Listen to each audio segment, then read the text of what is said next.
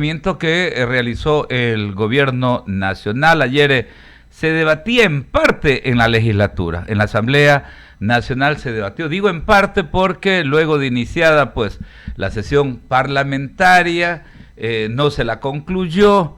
Parece que legisladores de determinada pues bancada legislativa tuvieron pues precisamente algún tipo de instrucción, ¿no? En todo caso, partamos o tomemos como premisa esta necesidad, de acuerdo al Ejecutivo, de acuerdo al Gobierno Nacional, de solicitar ayuda para poder combatir. Ya todos sabemos, estamos pues embarcados pues en un verdadero ataque narcoterrorista acá en el Ecuador. Partamos con aquello. ¿Qué lectura le da usted al planteamiento relacionado pues a esta participación, a esta ayuda hemisférica para poder atender esta emergencia que tenemos acá en nuestro país? Bienvenido. Gracias, Alberto. Leonidas, Michelle, qué placer coincidir contigo en un espacio. Miren, creo que hay que, saquemos los puntos sobre las is, o sea, no estamos descubriendo el agua tibia. ¿A qué me refiero?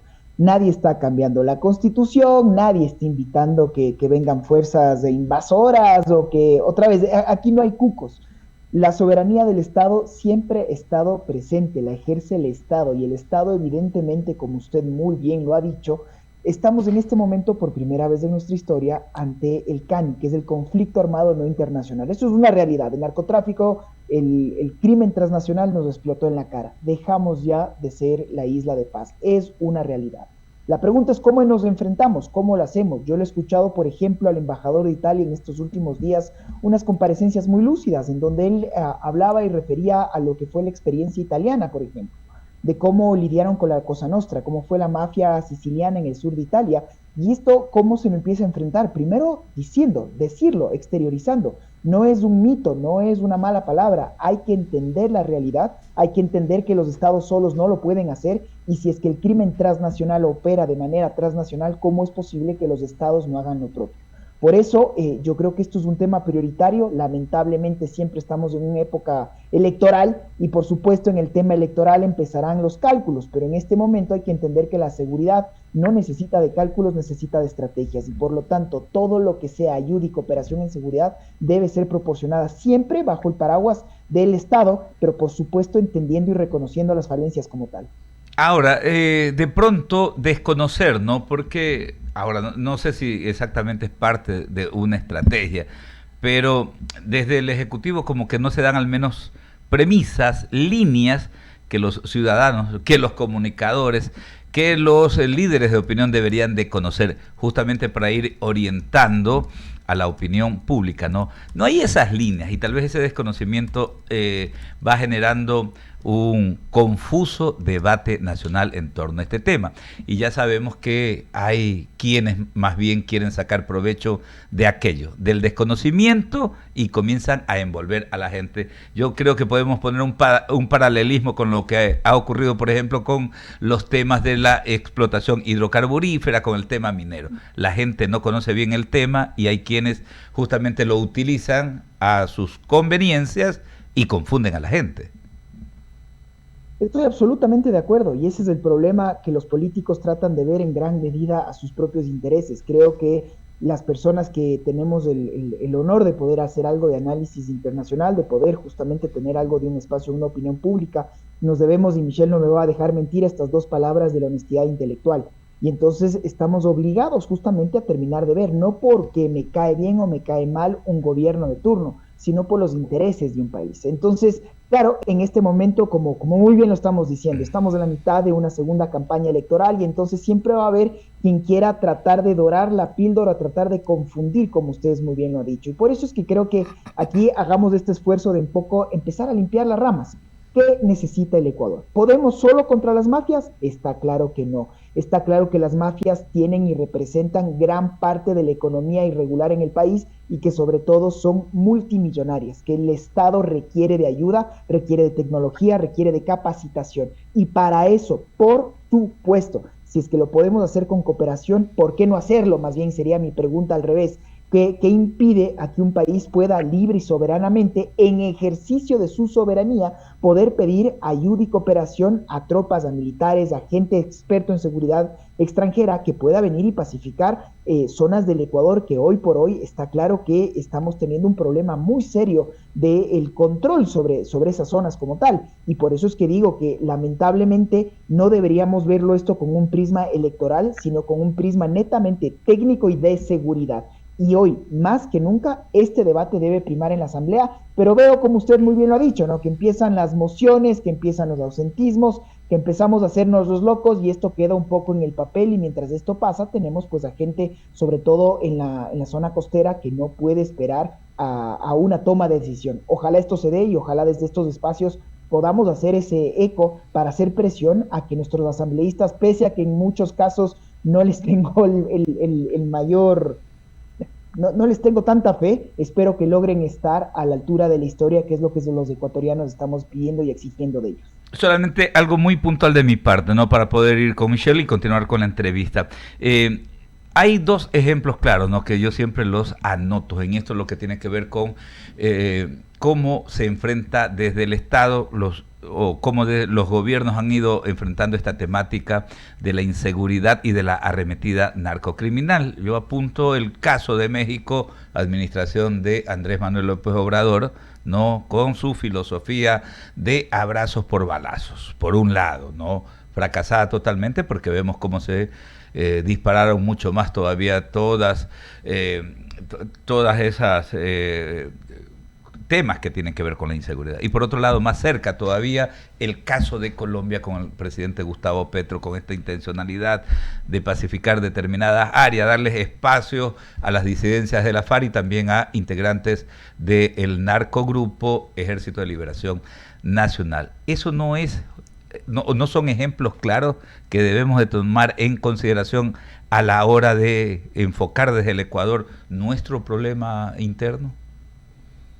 Permíteme darte un tercer ejemplo, lo que acaba de hacer El Salvador y cómo El Salvador pasó de ser el país más inseguro de toda la región al más seguro, incluso por encima del Canadá, con una cuenta muy clara, ¿no? Que hay que regresar a ver con el irrespeto que en muchos casos sí se ha dado hacia los derechos humanos. Yo creo que el ejemplo de México es el mejor que se puede traer a colación en mi criterio de lo que no se debe hacer, porque si bien parecería que se está pacificando, comillas, algunas zonas, lo único que se está haciendo es reconociendo que el Estado ya no tiene la soberanía sobre estas zonas, que son los narcos, que son estas bandas delincuenciales los que controlan todo.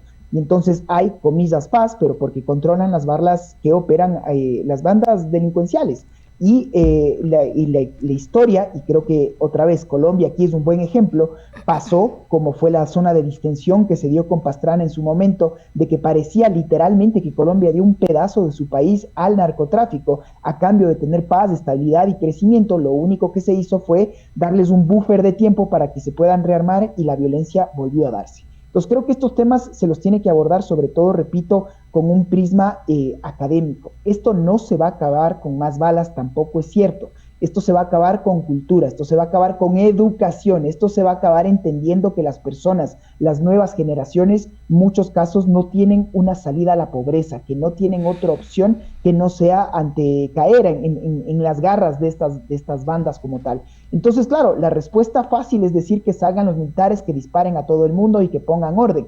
La respuesta compleja, que a nadie le gusta porque esto no da votos, es entender que esto se cambia con educación, con inversión en salud, en trabajo, y esto toma mucho tiempo, pero mientras no entendamos que la salida va por ese lado, pues tenemos más de lo mismo y lamentablemente cada vez con un costo en vidas humanas que lo estamos pagando en Latinoamérica a una escala exponencial. Gracias. De mi parte, Michelle Maffei continúa con la entrevista. Hola Esteban, es un placer verte y felicitaciones por ser ahora el nuevo decano. Vi justo en tus redes sociales eso. Creo que es muy meritorio para ti.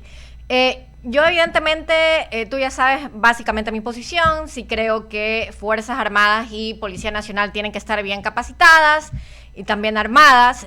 Sin embargo, yo veo muy críticamente este llamado del gobierno a que cooperación internacional venga acá en el sentido de fuerzas especiales. ¿Por qué? Porque evidentemente, y esto lo dice John Casara, que es un experto en lo que es el lavado de activos. ¿Qué es lo que dice acerca del lavado de activos y del crimen organizado en general? En lugares donde la economía no depende del Estado ni de sus ciudadanos, en su lugar una tercera fuerza va a tomar el control, que es básicamente el crimen organizado.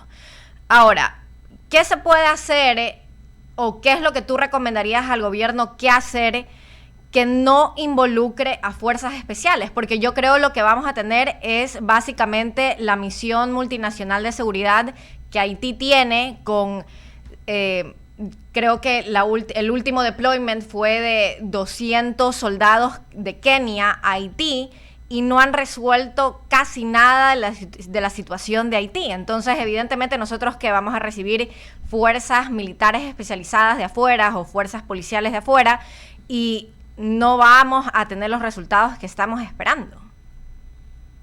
Pues querida Michelle, a ver, lo primero, tú eres una académica a la que yo respeto y admiro mucho y que eres una experta en la materia. La única buena mafia creo que es la academia, que alguna vez escuché a alguien decir que entras y ya no sales porque seguiremos por esas ramas, y espero pronto poderte tener también en la Universidad de los Hemisferios. Mira, yo creo que has dicho cosas muy interesantes. Yo sí me permitiría hacer una digresión. La verdad no creo que estamos al nivel de Haití. Para mí Haití es una definición de acuerdo al derecho internacional de un Estado fallido. Un Estado que no puede tener las mínimas garantías ni de salud, ni de educación, ni de control de fronteras, ni de alimentación. En fin, para mí Haití lamentablemente es una definición de libro de lo que constituye un Estado fallido. Ahora, que yo también soy muy crítico con fuerzas pacificadoras, por supuesto que sí, porque hay demasiados ejemplos en la historia de los excesos que se dan, porque los militares no tienen una preparación en debido proceso. En derechos humanos se dice que ellos entran a una guerra, y entonces, claro, empiezan las víctimas, los daños colaterales. En el Ecuador lo sensible que ha sido este caso de los niños de las Malvinas. Y claro, por el otro lado tienes una desesperación, porque la casa se te está incendiando. Y mientras esperamos a sentarnos y debatir en cuál podría ser la mejor forma a futuro, yo entendía muy bien esta crítica de se te está incendiando la casa. Entonces primero hay que apagar el fuego y después cómo hacemos para poner los pilares que esto no se vuelva y no se pueda volver a permitir. Entonces aquí viene un poco el beneficio inventario, si cabe, de lo que yo creo que debería ser. Tiene que ser unas fuerzas conjuntas en donde evidentemente es el Ecuador el que tiene la soberanía, es el Ecuador el que tiene que tener el control, y el Ecuador es el que tiene que tener la estrategia, porque si es que solo mandar militares por mandar militares, no puedo sino darte toda la razón. Ahora, creo, y por eso yo empecé diciendo que este problema ya nos explotó en la cara. Entonces, si ya vemos que el crimen transnacional tiene equipamiento, tienen fuerzas que están mucho mejor preparadas y entrenadas que los propios militares y policías, pues entonces, ¿cómo hacemos? Yo no me voy a poner a sentarme a conversar o a mediar con un alias Fito. Yo no les voy a entregar una zona de distensión, y tampoco puedo hacerme de la vista gorda de un policía en el Ecuador, y Michelle, tú mejor que nadie conoces, que no llega a ganar ni $1,000 al mes cuando le hacen las ofertas de plato a plomo. Entonces, sí creo que con todas las dudas y con todos los miedos que tú muy bien los has sabido decir, no quiero que venga una CICIG el día de mañana, como pasó en muchos países centroamericanos, a después solo tener estas comisiones de verdad y justicia por los excesos que se pudieron haber cometido. Entonces, en el Ecuador, para mí, por eso es que yo hago este hincapié tan fuerte de entender y reconocer que son las zonas más deprimidas, que son las zonas costeras, y son precisamente focos calientes en donde sabemos que es el tráfico de la droga. Y tal vez, concluyo con esto, no será tal vez la idea, el momento de meter el dedo en la llaga de unos temas que, claro, culturalmente, socialmente son casi que tabús y no se los debería conversar, como el tema de la legalización, como el tema de otro tipo de formas de cómo vamos a tener que enfrentar estos retos comunes. Mientras el primer mundo tiene otro acercamiento, aquí seguimos en una lógica belicista que desde hace más de medio siglo, como concluyo diciendo, dijo el expresidente Cardoso de Brasil, mientras ustedes, refiriéndose al primer mundo, pongan las narices, nosotros seguiremos poniendo pues la sangre y los muertos. A mí me llamó muchísimo la atención el hecho de que el día de hoy, en la mañana, justo estábamos viendo, creo que en un programa estaban viendo el listado de las ciudades más peligrosas en el mundo. Y por primera vez Machala está dentro de ese listado de las ciudades más peligrosas del mundo. De ahí evidentemente está Guayaquil. Pero en general Ecuador tiene 3 ciudades dentro de este listado como tal. Y Machala siendo el número 1. O sea, sobrepasó incluso a Guayaquil. Y Machala tiene una tasa de homicidios del 80 por cada 100.000 habitantes. Y Machala no es una ciudad súper poblada como Guayaquil o como Quito incluso. A mí lo que me está preocupando en general es que evidentemente uno no se va a poner a negociar con un alias Fito o con un Colompico o con un alias Negro Tulio, pero ¿por qué no cortar el nexo de las estructuras criminales con las estructuras financieras y políticas en el Ecuador? Y cada vez que yo he dado la idea de, por ejemplo, Italia, que muy bien estamos trabajando con Italia, que me parece más que todo en todo lo que es lavado de activos con la Guardia de Finanzas los más efectivos. De ahí yo creo que otro país que deberíamos estar trabajando más a la mano es Japón, porque ellos sí pudieron hacer algo contra los yakuzas en base a políticas públicas. Me llama la atención que todavía no hay ese approach, pero cuando uno dice, bueno, generemos ciertas políticas públicas como en Italia, el hecho de que le quitemos la patria potestad de los hijos de menores de edad, de los capos, de los líderes de bandas delictivas, siempre los políticos o de las personas que tienen algún tipo de asociación con estos GDOs, los políticos ponen un freno y no les gustan ese tipo de políticas extremas. Me llama la atención que no quieran poner ahí sí una política extrema. Yo creo que eso sería una gran política que tal vez pueda ser una gran victoria electoral, decir, te sacamos a tus hijos y que hayan las fotos de cómo le arranchan los hijos a, no sé, a un capo que tenga un hijo menor de edad. A ver, yo te diría, ¿por qué te llama la atención? Más bien es al revés, les llama la atención porque les metes la mano en el bolsillo y hay muchos políticos que están corrompidos, eso es claro, y son los primeros en saltar cuando se da una reforma como la que tú muy bien lo has dicho. El embajador Diaboli, que está aquí en el Ecuador, para mí es un diplomático de primer nivel, y celebro la claridad con el que habla.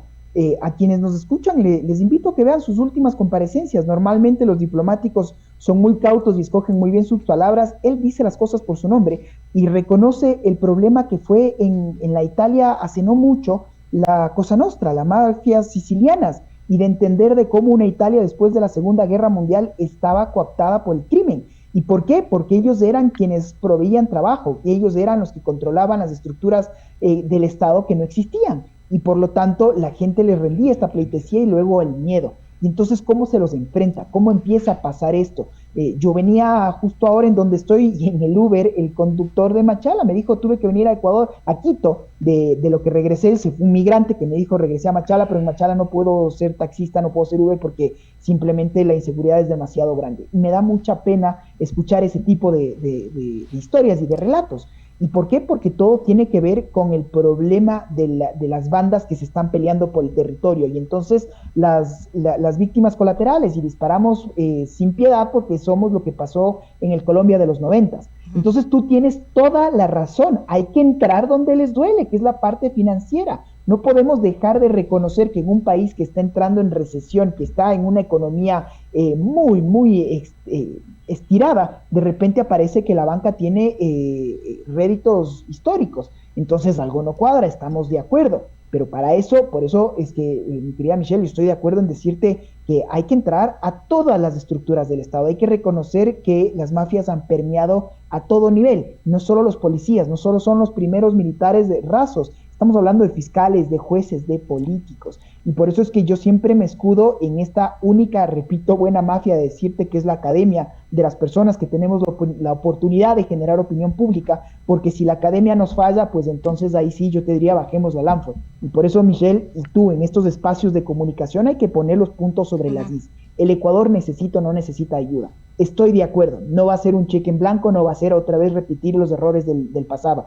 Tropicalicemos a nuestra realidad, reconociendo que el Ecuador hoy más que nunca está enfrentando la peor crisis de seguridad, en mi criterio, de su historia, y por lo tanto hay que hacer algo más, porque ya la situación, sobre todo, como tú muy bien lo has dicho, en la zona costera, ya no puede esperar más.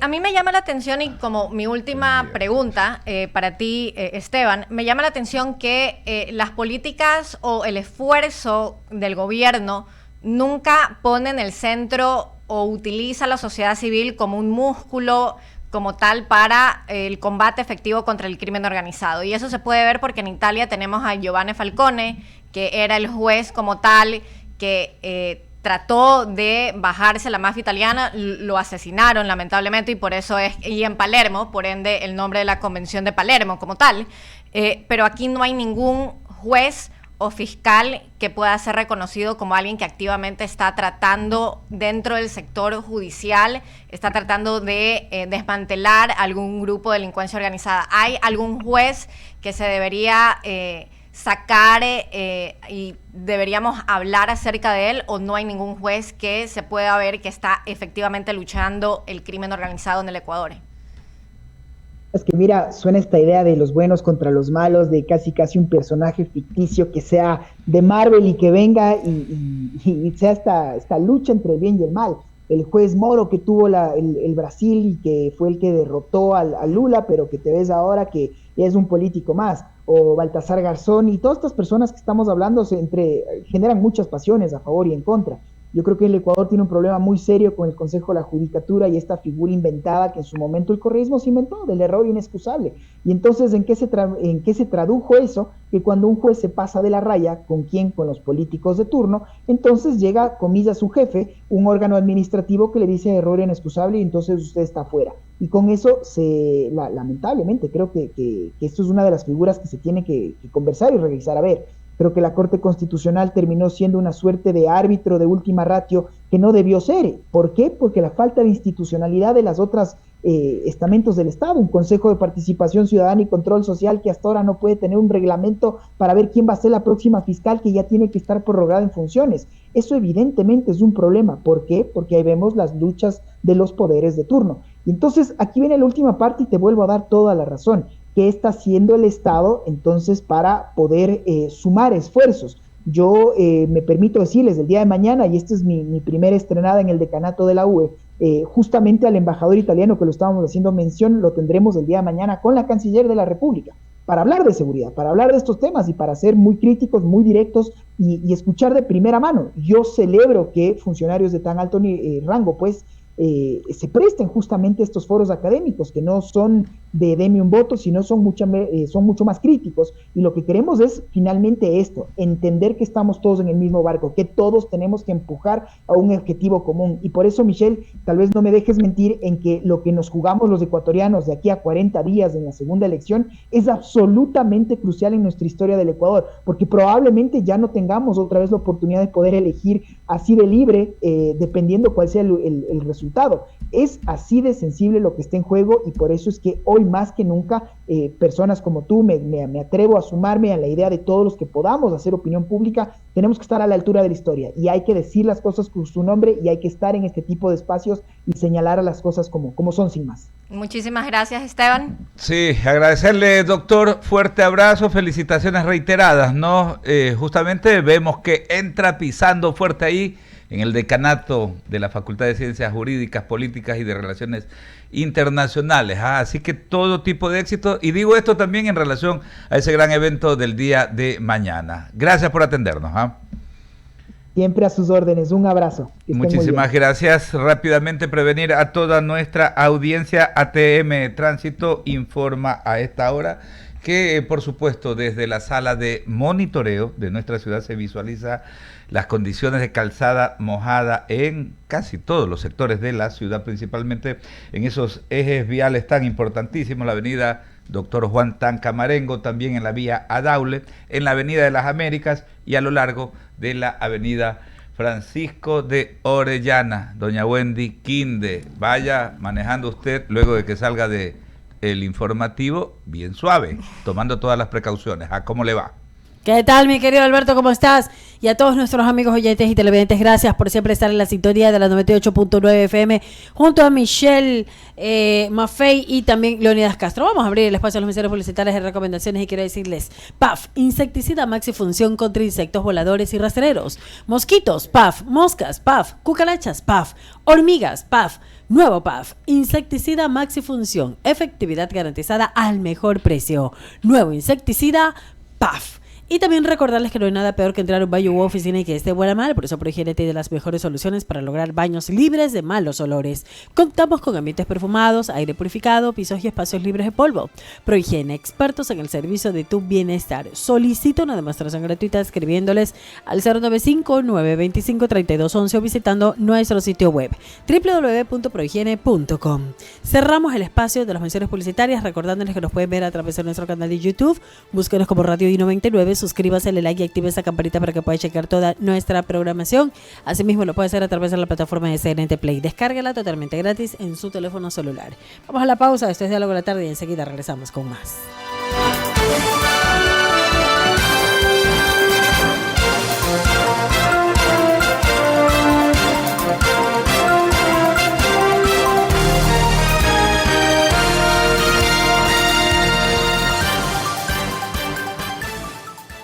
Hacemos un corte y enseguida regresamos. Inicio de espacio publicitario. Hay demasiados bancos intentando convencerte de varias cosas, pero ninguno puede decir que es el banco más solvente del país, el que cuida mejor tu dinero, como ningún otro. Banco del Pacífico, simplemente el mejor. Imagina esto, tu compañía evolucionando al siguiente nivel. Hoy, lo que soñabas construir para siempre ya es una realidad. En Telconet Latam, contamos con un sistema digital innovador que traspasa barreras y se anticipa al futuro. Aquí, toda la operación tecnológica de tu compañía se transforma con el uso de la inteligencia artificial. Telconet Latam, transforma tu compañía con inteligencia artificial. Conoce más en www.telconet.es y contáctanos en ventas@telconet.es. Tras años de paralización y